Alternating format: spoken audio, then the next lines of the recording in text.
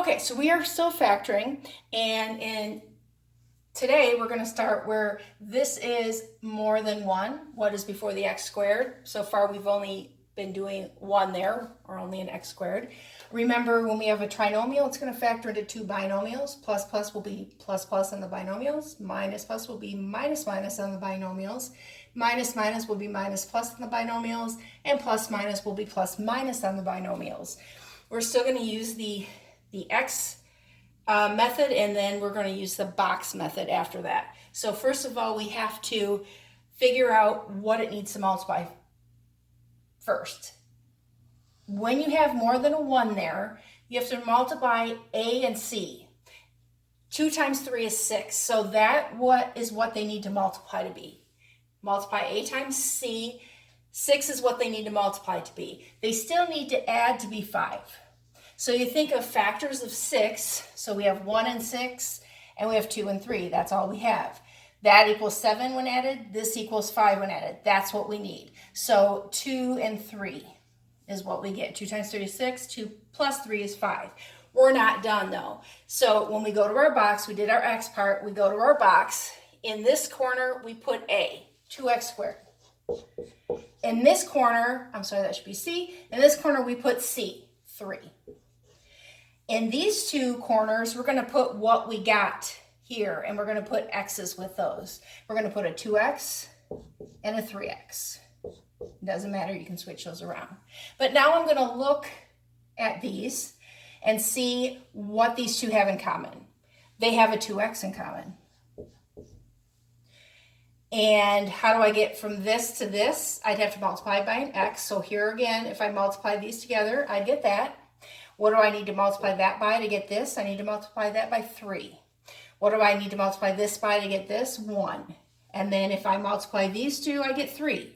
So the answer for our factoring is x plus 1 times 2x plus 3. Yes, it's a lot of steps, it's a lot of work, but when you have more than 1 here, you've got more steps to do.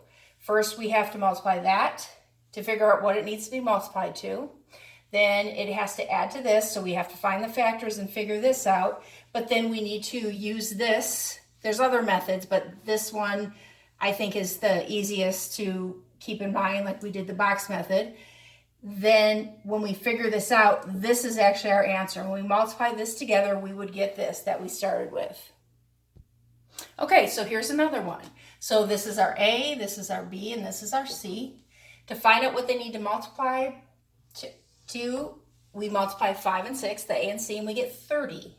So we're going to be thinking of factors of 30. The factors have to add up to be negative 13. This is a minus plus, so it's going to be minus minus. It's going to be 2 negatives here.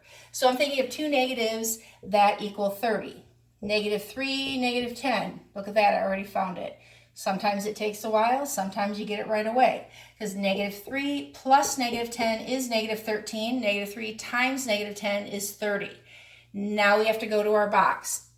The box, the top corner, we put in our a, which is 5x squared. The bottom corner, we put in our c, which is 6. We are going to break these up as we found them and put x's with them. So this is going to be negative 10x, and this is going to be negative 3x. So what do these 2 have in common? They have a 5 in common. So I'm going to put a 5x they have in common. So 5x, and how do I get from this to this? Multiply by x. How do I get from this to this? It's negative 3. So x times negative 3 is negative 3x. X times 5x is 5x squared. How do I get from 5x to negative 10x? By negative 2. And if I multiply negative 2 times negative 3, I get positive 6. So here is our answer. Our factors are x minus 3 and 5x plus minus 3. If you multiply those 2 together, you would get the original. Okay, let's do one more. So to find out what they multiply to be, we have to multiply the A and the C. So 7 times 4 is 28.